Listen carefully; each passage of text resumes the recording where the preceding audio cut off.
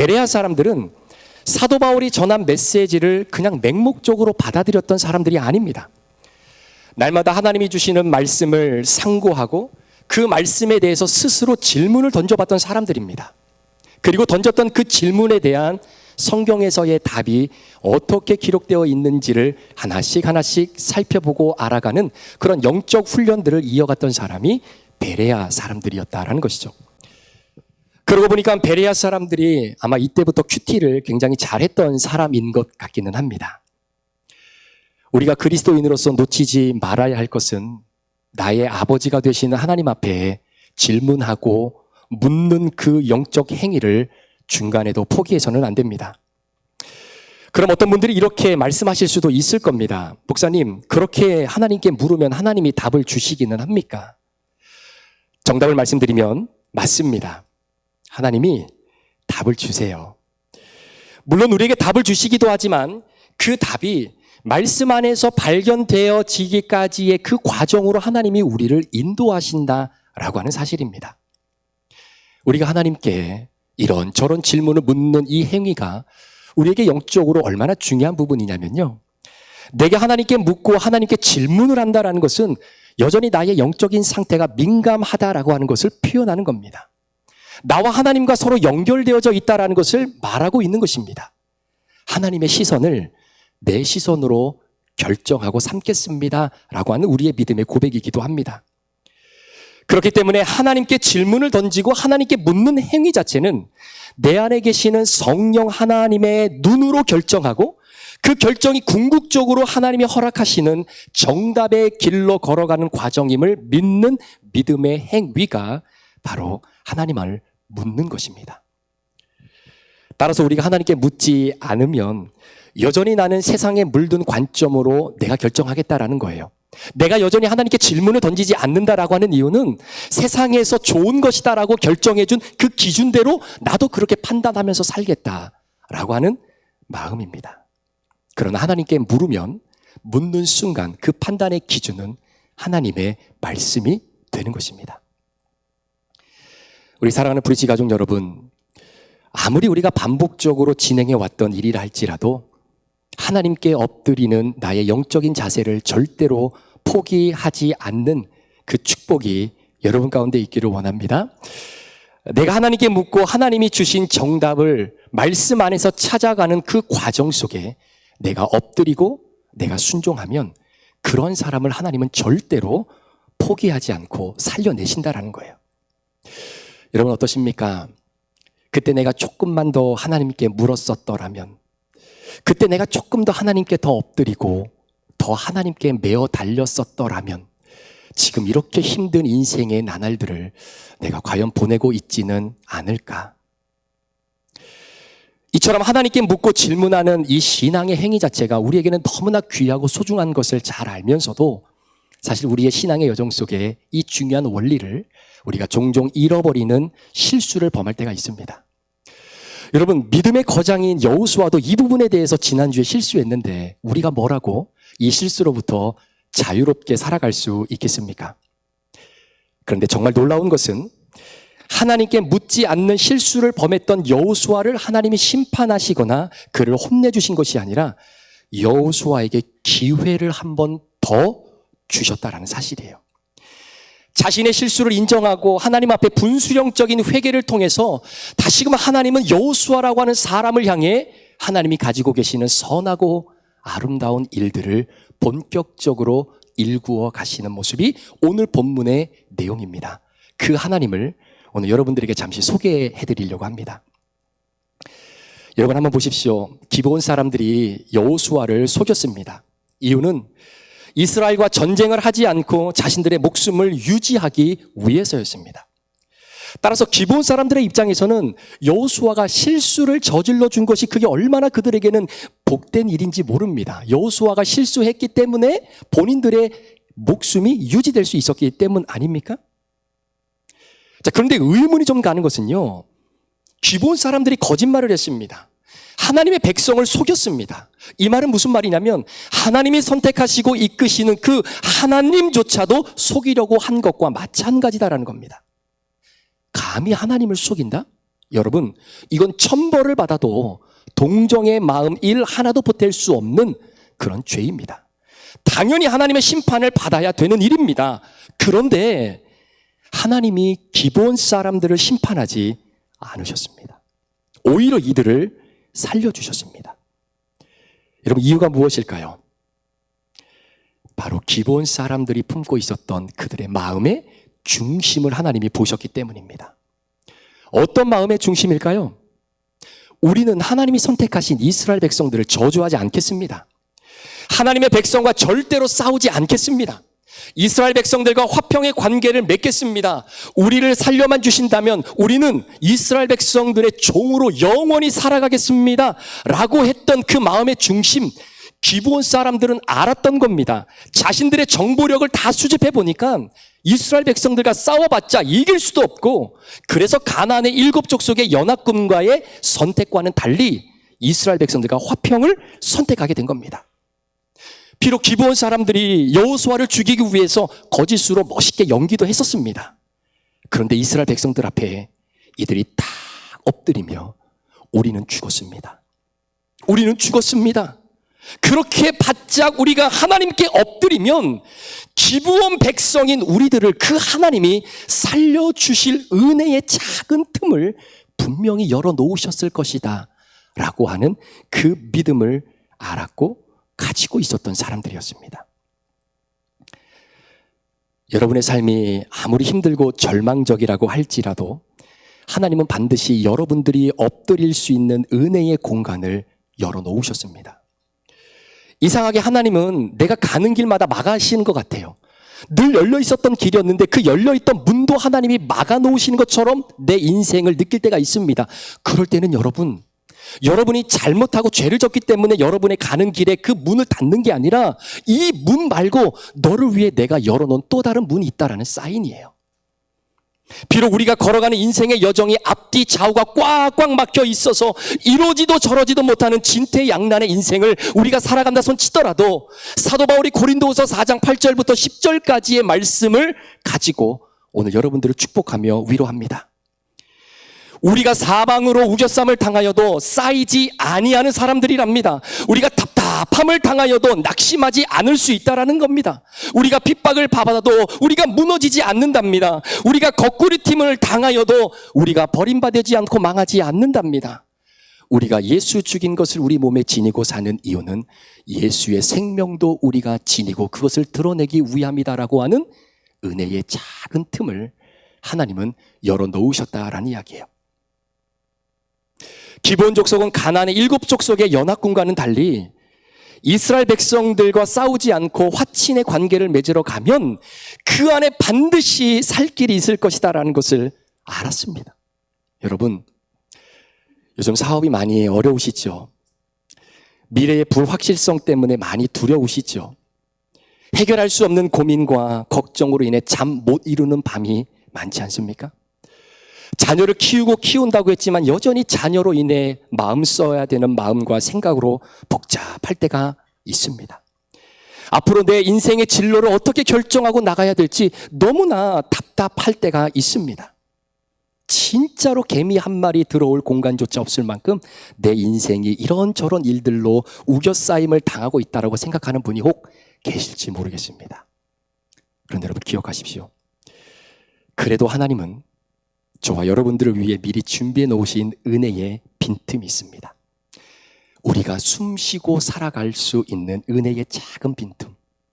모든 것이 다 우겨싸임을 당해서 캄캄하지만 여전히 은혜의 작은 빈틈으로 우리에게 구원과 사랑과 위로의 빛을 비춰주시는 바로 그 틈을 하나님이 열어놓으셨기에 그 틈 안으로 들어가 은혜에 딱 붙어 있으시면 됩니다. 여러분, 그런 이야기가 있지 않습니까?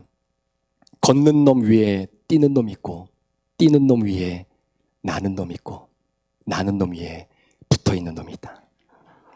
그 사람들이 기브온 사람들이었습니다. 하나님이 축복하시고 지키신 이스라엘 백성들 옆에 우리가 딱 붙어 있기만 하면 우리는 살 수 있다라고 하는 그 사실을 정확히 알고 있었던 것이죠. 그래서 기브온 사람들이 이스라엘 백성들과 싸움을 선택하지 않고 화평을 선택한 것처럼 하나님의 사람들과는 싸우는 것이 아닙니다. 오히려 하나님의 사람들과는요, 붙어 다니셔야 되는 거예요. 우리 사랑하는 성도 여러분, 교회와 싸우지 마시기를 바랍니다. 싸우고 있기 때문에 드리는 말씀이 아니에요. 여러분, 주의 종과 싸우지 마시기를 축복합니다. 교회와 주의 종은 싸움의 대상이 아니라 붙어 다녀야 될 대상입니다. 붙어 있으십시오. 그것이 지혜입니다. 오늘 기본 사람들이 싸움을 포기하고 이스라엘 백성들과 화친을 맺고자 엎드리니까 하나님이 이들을 그냥 돌려보내시지 않아요. 이 영적 원리를 기본 사람들이 어떻게 안줄 아십니까? 얼마 전에 여리고성이 무너졌습니다. 여리고성이 무너질 때에 그 안에 있었던 모든 사람들이 다 죽었습니다. 그런데 정보에 따르면 유일하게 살아남은 사람들이 있었다라는 거예요. 누구입니까? 라합과 그의 가족입니다. 왜 이들은 살아났을까요? 하나님 편에 서 있었기 때문입니다. 하나님이 축복하신 이스라엘 백성들 편에 딱 붙어 있었기 때문입니다. 거친 파도가 나를 삼킬 것 같은 만큼 그 가나안이라고 하는 세상 앞에 무릎 꿇지 않고 오히려 하나님의 은혜 앞에 바짝 엎드려 있었던 사람들이었다는 것을 알게 된 것이죠. 아무리 경제가 불황이라고 해도 그 가운데서 호황을 누리는 사람들이 있습니다. 모두가 다 힘들어서 못 살겠다, 죽겠다 해도 그 안에서 성공하는 사람들이 있습니다. 내 인생에 엎질러진 물, 다시 그 물을 주워 담을 수 없기 때문에 그냥 포기하고 좌절하고 눈물 흘리는 것이 그게 정답이라고 말하는 사람들 가운데 내가 흘렸던 그 물 때문에 내 주변에 꽃이 피고 싹이 나는 인생을 사는 사람들도 있다라는 겁니다. 여러분, 이유가 뭔지 아십니까? 하나님이 열어놓으신 은혜의 틈에 믿음으로 들어가 그 은혜 안에 딱 붙어 있었기 때문입니다. 여러분, 요셉을 보십시오. 평생 상처로 얼룩진 인생을 살아갈 수밖에 없는 주인공이잖아요. 형들로부터 받았던 시기와 질투의 상처, 부모님으로부터 버림받은 아픔, 피를 함께 나눈 형제들에게 받은 배신의 상처, 도움을 주었던 사람들에게조차도 잊혀지는 인생을 살았던 요셉, 진짜 파란만장한 인생을 살았던 사람이 요셉입니다. 그럼에도 불구하고 저는 요셉이 너무나 부러운 거예요. 이유는 요셉은 늘 하나님께 붙어 다녔던 사람입니다. 하나님께 엎드린 인생이 요셉의 인생이었습니다. 그러니 하나님이 어찌 요셉을 떠나실 수 있겠습니까? 그래서 성경이 그렇게 표현을 하는 거예요. 하나님이 늘 그와 함께 하셨다. 요셉이 어디를 가든지 하나님이 그에게 형통케 하셨다라고 말입니다. 이처럼 하나님의 은혜 앞에 바짝 엎드려 있는 사람은 절대로 하나님이 내팽개치지 않으십니다. 자, 한번 보세요. 기본 사람들이 여호수아를 속였습니다. 이 말은 아까도 말씀드렸던 것처럼 하나님을 속이려고 했던 것과 마찬가지입니다. 그러면 하나님이 이들을 처단하고 심판을 내리는 것이 너무나도 자명한 사실인데 하나님이 기본 사람들을 살려주셨습니다. 아니, 살려주신 것만으로도 끝나는 것이 아니라 이들에게 엄청난 은혜를 부어주셨어요. 어떤 은혜냐면 여호수아 9장 23절에 이렇게 기록되어 있습니다. 그러므로 너희가 저주를 받나니 너희가 대를 이어 종이 되어 다 내 하나님의 집을 위하여 나무를 베며 물을 깃는 자가 되리라 하니. 종이 되어서 나무를 패고 물을 깃는 자가 된다라는 겁니다. 여러분, 평생을 노예로 살아간다, 종으로 살아간다, 어떻습니까? 물론 죽는 것보다야 나은 삶이 될 수도 있겠죠. 그러나 종의 신분과 노예 신분을 가지고 살아가는 그 삶 자체가 얼마나 인간적인 삶이고 인격적인 대우를 받으며 살아갈 수 있는 삶이겠습니까? 여러분, 노예가 무슨 소유가 있고 무슨 자유가 있고 무슨 결정권이 있겠느냐라는 거예요. 그러니까 1775년에 미국의 독립전쟁이 발발하기 바로 직전에 당시 의회에서 독립운동가였던 패트릭 헨리라고 하는 사람이 의회에서 이런 이야기를 하죠. 나에게 자유가 아니면 죽음을 달라 라고 했던 그 한 문장이 그렇게 가치가 있는 고백입니다. 지금 기본 사람들이 종으로 평생을 살아가는데 문제는 이들이 종으로서 해야 될 일이 무엇이냐? 나무를 패며 물을 깃는 일입니다. 자, 그런데 이 일이 무엇을 위한 일이냐면요, 하나님의 집을 위한 일이었다라는 거예요. 다른 말로 표현하면 하나님과 이스라엘 백성들이 공식적으로 만나는 그 성막에서 진행되는 제사를 위한 일에 이 기브온 사람들이 사용되어진다는 겁니다. 오늘날로 이야기하면 예배를 위한 일이겠죠. 여러분, 제사장들은 이스라엘 백성들의 죄를 용서해 주는 절차를 진행하는 차원에서 제사를 집례합니다. 백성들이 각각의 소와 양이나 비둘기의 제물을 가지고 오면 대제사장이 각각의 제물을 잡습니다. 그래서 배를 가르고 각을 뜨죠. 그리고 뱃속에 있었던 장기와 모든 불필요한 것들은 따로 떼어서 불태웁니다. 그리고 나서 제물을 깨끗하게 씻은 다음에 그 각을 뜬 제물을 번제단 위에 올려놓고 불로 태우게 됩니다. 그때 불로 태울 때 뭐가 필요하겠습니까? 나무가 필요한 거죠. 그 나무를 누가 해오냐면 기브온 사람들이 나무를 패우는 겁니다. 그렇게 제사장들이 제물을 잡을 때 요즘처럼 뭐 얼마나 깨끗하게 하겠어요. 손에 얼마나 많은 피가 묻겠습니까? 그런데 그렇게 피가 묻은 상태로 성소와 지성소로 들어갈 수 없기 때문에 그래서 그 피 묻은 손을 깨끗하게 씻으라고 물두멍을 갖다 놓는 거예요. 그 물두멍 안에는 뭐가 담겨져 있냐면 물이 담겨져 있습니다. 그 물을 누가 길러올까요? 기브온 사람들이 물을 길러오는 겁니다. 잘 보십시오. 기브온 사람은 하나님을 속이려고 했습니다. 여호수아를 깜쪽같이 속였습니다. 기브온 사람은 이에 대한 책임을 지고 죽을 수밖에 없는 사람들이었습니다. 그런데 하나님이 그들을 살려내 주셨습니다. 이유는 그들의 중심을 보셨기 때문입니다. 하나님이 선택하신 사람들과 전쟁하지 않고 우리가 그들을 평생 주인으로 섬기며 종으로 살아도 되니 제발 우리를 살려만 달라라고 하는 그 화친의 조약을 맺고자 했던 그들의 마음의 중심을 하나님이 보신 거예요.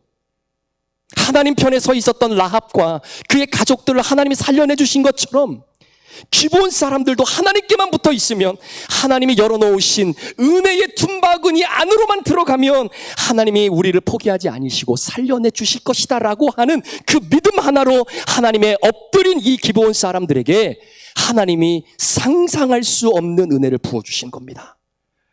그게 성막을 위해 봉사하는 바로 그 은혜였어요. 저는 이 부분을 묵상하면서 오늘 본문에 등장하는 기브온 사람들이 다른 누구가 아니라 그게 바로 나고 그게 바로 여러분들 아니겠습니까? 여러분, 우리는 기브온 사람들입니다. 하나님을 속이려고 했고 하나님이 선택하신 이스라엘 백성들을 우롱했던 그 죄를 범했던 이 사람들처럼 저와 여러분은 하나님을 모르고 살았던 죄를 지은 경력들이 있는 사람들입니다. 일평생 죄의 종노릇하면서 하나님을 하나님으로 인정하지 않으며 살았던 죄인들입니다. 로마서 3장의 말씀의 근간으로 따지면 그 모든 죄의 삭은 사망입니다. 그래서 영원한 지옥이 결국 저와 여러분들이 마지막으로 도착해야 할 그 도착지였습니다. 구제받을 길 없었습니다. 구원받을 길 없었습니다. 소망이요, 희망이요, 다시 일어섬이요, 이런 단어가 우리들에게는 너무나 사치처럼 느껴졌던 사람들입니다. 그러나 기브온 사람들을 죽이지 않고 하나님이 살려내신 것처럼 하나님은 저와 여러분들을 포기하지 않고 살려내셨어요. 지옥으로 걸어가게 그냥 내버려 두지 않으셨습니다. 오히려 저와 여러분을 구원하기 위해 단 하나밖에 없는 독생자 예수 그리스도를 내가 십자가에 못 박혀 죽어야 할 그 십자가에 대신 아들을 죽게 하심으로 말미암아 저와 여러분들을 살려내셨습니다. 우리는요, 영원한 사망, 영원한 저주, 영원한 죽음을 안고 살아갈 수밖에 없었던 나를 영원한 나라에서 영원히 주님과 함께 영원히 살아갈 수 있는 영생의 은혜를 허락해 주신 거예요. 여러분, 이보다 더 큰 은혜가 어디 있겠습니까? 그리고 그 은혜에 딱 붙어 있으라고 성령 하나님을 우리 가운데 보내주신 겁니다. 따라서 저와 여러분이 고백할 수 있는 유일한 소망, 우리는 입을 하나 가지고 있지만 만약에 우리의 입이 10,000개 정도 있다 손 치더라도 그 10,000개의 입으로 우리가 고백할 수 있는 유일한 소망의 고백은 믿음의 선진들이 하나님 앞에 찬양으로 영광 올려드렸던 그 믿음의 고백밖에 없다라는 거예요. 만입이 내게 있으면 그 입 다가지고 내 주신 주의 은혜를 늘 찬송하겠네.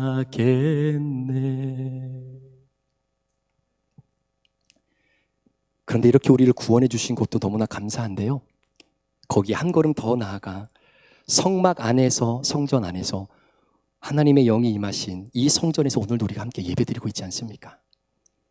마치 기브온 사람들이 열심히 일하며 준비한 그 나무가 번제단의 제물을 태우는 일에 쓰이는 것처럼 저와 여러분의 삶터에서, 일터에서 땀 흘려 일하고 얻은 그 소중한 물질이 하나님 앞에 헌물로 헌금 드려지고 그 헌물이 쓰여지는 곳곳에 하나님의 나라가 확장되고 영혼들이 구원받게 되는 은혜를 경험할 수 있게 되었으니 이 어찌 은혜가 아닐 수 있겠습니까? 여러분, 제사장들이 더욱더 거룩한 장소인 성소와 지성소로 나아가기 전에 물두멍에 담겨져 있는 그 물에 피 묻은 손을 깨끗하게 씻을 수 있도록 준비되어지는 그 물처럼 저와 여러분들이 함께 흘린 기도의 땀, 기도의 눈물, 헌신의 땀과 봉사와 배려의 눈물들이 그 물두멍 안에 갇혀있는 물이 되어져 가고 있다는 것이 얼마나 큰 은혜입니까? 그렇게 보면 저와 여러분은 정말 감당할 수 없는 하나님의 은혜의 수혜자들이다라는 사실이에요. 기본 사람들이 이런 은혜를 받게 된 이유는 딱 한 가지입니다. 하나님께 붙어 있어야 되겠다라는 마음 때문입니다. 내가 하나님 앞에 엎드릴 때 하나님이 내게 열어주시는 그 은혜의 작은 틈만 있더라도 내가 그 안으로 들어가 그 은혜에 붙어 살겠다라고 하는 그 마음의 중심 때문이었습니다. 그리고 하나님의 사람들과는 싸우는 것이 아니다라고 하는 그들의 지혜 때문이기도 했죠. 하나님께 붙어 있는 신앙, 그래서 내가 하나님의 은혜를 거머쥐는 신앙, 저는 이것은 그림을 그리는 것과 동일하다라고 생각을 합니다. 보통 우리가 그림을 그릴 때 밑그림을 먼저 그리잖아요. 그리고 나서 그 밑그림을 중심으로 색채와 색감을 어떻게 설정할지를 결정하게 됩니다.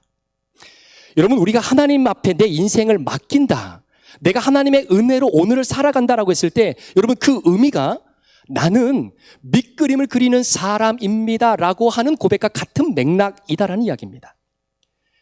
우리가 밑그림을 잘 그려놓으면 그 다음에 큰 그림은 하나님이 그려가시는 겁니다. 우리는 큰 그림을 그리는 사람들이 아니라 밑그림을 그리는 사람들입니다.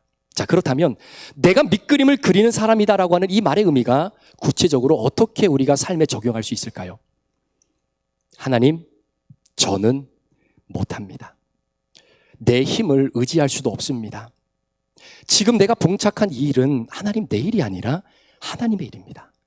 하나님은 나의 아버지시고 하나님은 나의 구원자고 능력자이시고 나의 창조자이시기에 그 하나님께 이 문제를 맡겨드립니다 라고 하는 고백이 하나님, 나는 밑그림을 그리는 사람입니다 라는 고백입니다. 모세가 이스라엘 백성들을 이끌고 애굽을 나오게 되자마자 홍해를 만나게 됩니다. 그런데 홍해를 만나는 순간 여러분, 모세가 어떤 그림을 그렸는지 혹시 기억하십니까? 하나님, 우리 앞에 홍해가 가로막고 있는데 하나님, 이 홍해 갈라지는 그림 한번 제가 그려볼까요? 하나님, 그러지 말고 차라리 이 홍해 바다 위를 우리가 걸어가는 그림을 제가 한번 그려볼까요? 아니, 그게 힘들면 하나님, 홍해를 건너갈 때 우리가 바라보지 못했던 우회하는 도로를 열어주셔서 이 홍해를 건너가는 그 그림 제가 한번 그려볼까요? 라고 큰 그림 그리려고 하지 않았어요. 오히려 모세는 홍해 앞에서 밑그림 그리기 시작합니다. 그가 그렸던 밑그림이 무엇입니까? 너희는 가만히 있어. 오늘날 여호와 하나님이 우리의 구원자가 되심을 보라는 거예요. 하나님께 맡긴 그림입니다.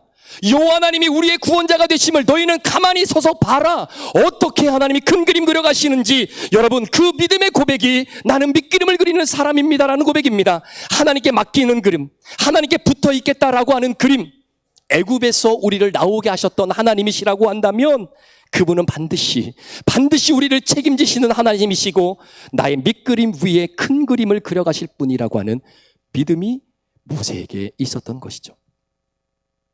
신앙의 여정을 걸어가다 보면 많은 질문들을 하나님께 드리곤 합니다. 그런데 응답이 없다라고 여겨질 때가 있어요. 그때 여러분이 하셔야 될 게 뭐냐면 밑그림을 그리셔야 합니다. 내가 누구인지, 하나님은 나에게 어떤 분이신지, 그렇게 질문을 통해 밑그림을 조금씩 그려가게 될 때 하나님은 그 밑그림을 보시고 우리를 참으로 아름답다라고 말씀해 주시는 겁니다. 여러분, 은혜는요, 모든 사람들에게 주어지도록 하나님께서 절대값으로 설정해 놓으셨습니다. 은혜가 필요한 사람들에게는요, 누구에게나 똑같이 은혜가 주어지는 거예요. 그런데 문제는 누가 그 은혜 안으로 들어가느냐, 누가 내 깨어진 인생 틈으로 비추어지시는 하나님의 은혜의 틈 속으로 내가 들어가느냐 그렇지 않느냐에 따라서 절대적 은혜가 상대적 은혜로 다가올 수밖에 없다라는 겁니다. 하나님이 나의 어려움을 그냥 두실 때가 있어요. 그럼 그것을 하나님은 어떻게 해결하시느냐? 우리의 삶에 하나님이 예비하신 은혜들을 꾸준히 허락해 주시는 걸로 해결하십니다. 그래서 내가 겪고 있는 그 힘듦과 어려움을 하나님이 부어주시는 은혜로 희석을 시키는 거예요. 그래서 버틸만하게 해주시는 겁니다. 여러분, 독과 같은 것들이 내 삶에 느껴질 때 독은 그대로 있어요? 어려움도 그대로 있습니다. 풀리지 않는 문제도 그대로 있습니다. 그런데 그 어려움의 농도를 확 낮추셔서 그 맛이 느껴지지 않도록 해주시는 거예요. 무엇으로? 하나님이 꾸준히 우리에게 부어주시는 그분의 은혜의 공급하심으로 말미암습니다.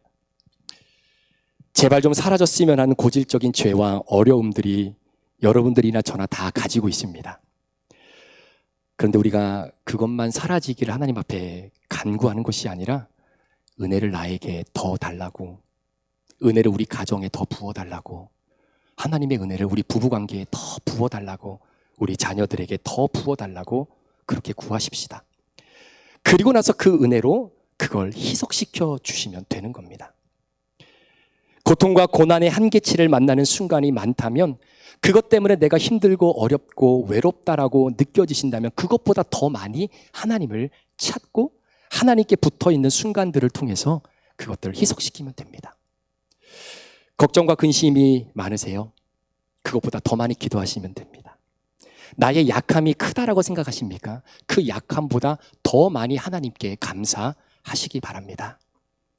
따라서 내 안에 여전히 문제가 남아있다는 것은 내게 주실 은혜가 아직도 많이 남아있다는 사실입니다.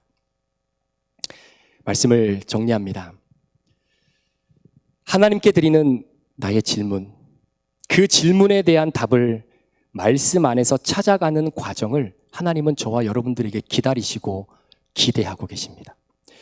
이 과정이요, 쌓이다 보면 내가 얼마나 과장된 하나님의 놀라운 은혜를 누리며 사는 존재인지를 알게 돼요. 그럴 때 우리는 진정으로 밑그림을 그리는 인생, 하나님께 맡기고 살아가는 우리의 삶이 이어질 수 있게 되는 것입니다. 하나님께 붙어 있으면 됩니다. 어떻게 여전히 두렵고 걱정이 되십니까?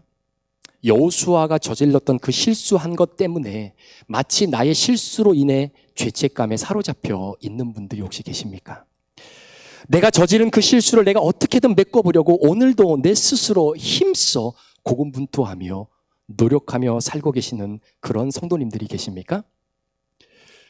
깨진 틈이 있어야 그 사이로 빛이 들어온다라고 프리드리히 니체가 그런 얘기를 합니다. 완벽한 인생을 살아가는 사람은 아무도 없습니다. 어떤 사람은 인생에 깨어진 상처가 한두 가지밖에 되지 않는 분들도 있겠지만 어떤 분들은 그 깨어진 상처의 틈이 너무나 많습니다. 그래서 그 틈을 내가 어떻게든 다 막아보려고 내가 애를 너무나 많이 씁니다. 근데 그 상처의 틈은 메꿔지지 않습니다.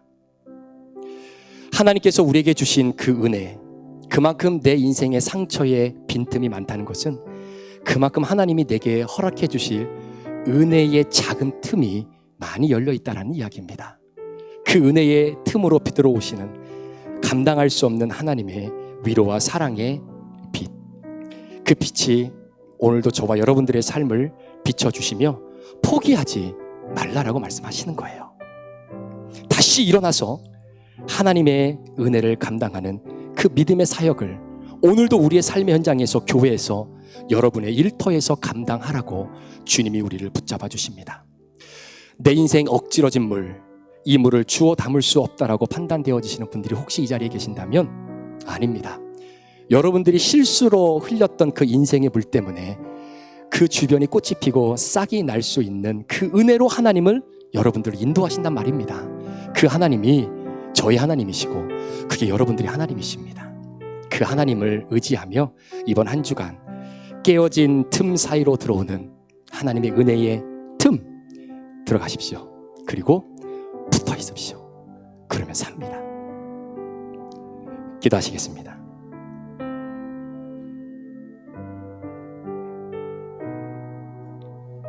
이 시간의 말씀을 우리가 잠시 한번 기억하시면서 우리 주님 앞에 기도하는 시간 잠시 갖겠습니다. 하나님, 남에게 말 못할 내 안에 깨어진 상처들이 너무나 많습니다. 이 상처들만 바라보면 살맛 안 나고 오늘 내가 무엇하면서 살아야 될지 삶의 이유조차도 찾지 못할 때가 너무나 많을 만큼 내 안에 상처로 인해 쪼개진 틈들이 너무나 많습니다. 기부온 사람들도 그랬습니다. 그런데 오늘 말씀을 통해 우리에게 주신 하나님의 마음, 깨어진 상처가 많으면 그만큼 내가 너에게 비춰주는 은혜의 빛의 수단이 많은 거야. 그 믿음의 고백으로 다시 한번 일어나기를 원합니다.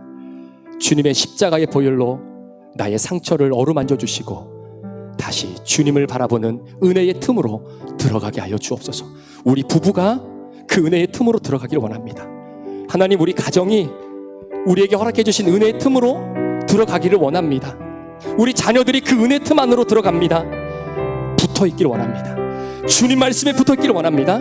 주님, 우리 가정을, 우리 교회를 하나님 그렇게 역사해 주옵소서. 이 시간에 주신 말씀 붙잡고 우리 이 시간에 주님 앞에 함께 결단하며 우리 한번 기도하는 시간 갖겠습니다. 기도합니다. 살아계신 아버지 하나님 감사합니다. 하나님, 우리 가운데에 정말로 아버지 말 못할 상처와 아픔으로 인해 깨어진 부분들이 너무나 많습니다.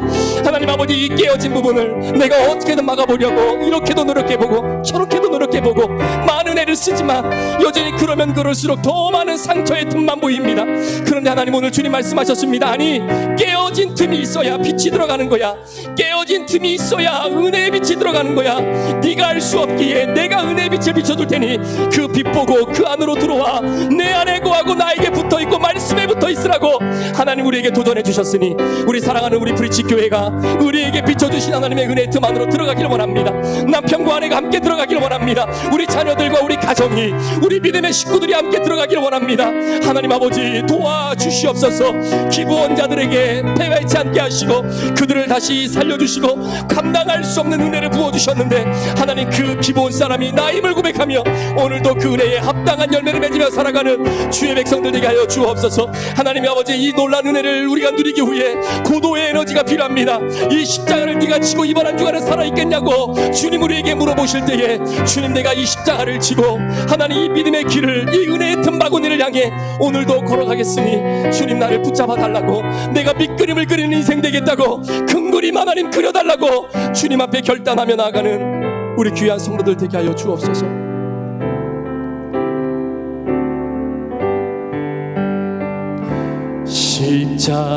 십자가를 질 수 있나 주가 물어보실 때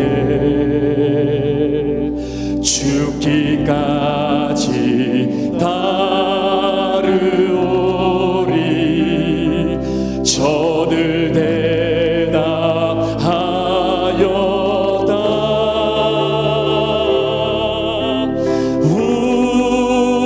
우리의 심령 주의 것이니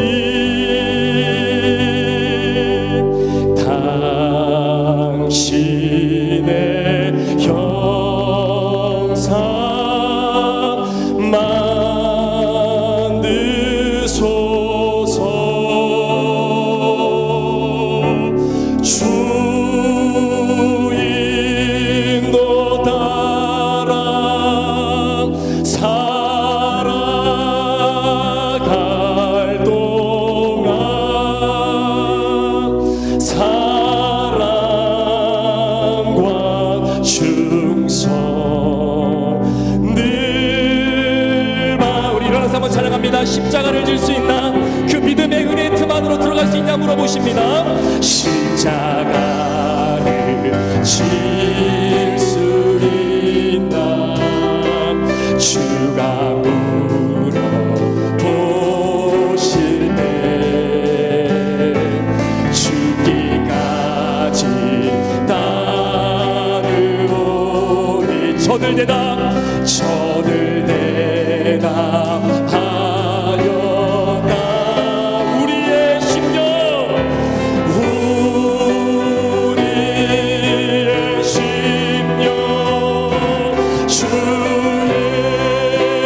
것이니. 당신의 형상 만드소서.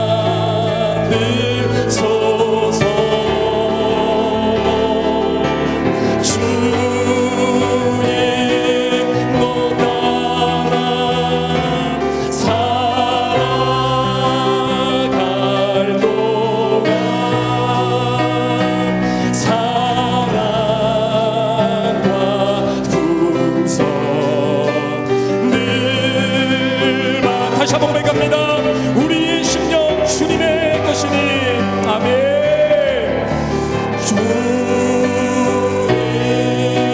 심령 주의 것이니. 당신의 형상 만드소서. 주의 너 따라 살아갈 동안 사랑과 충성 늘 바치오리다.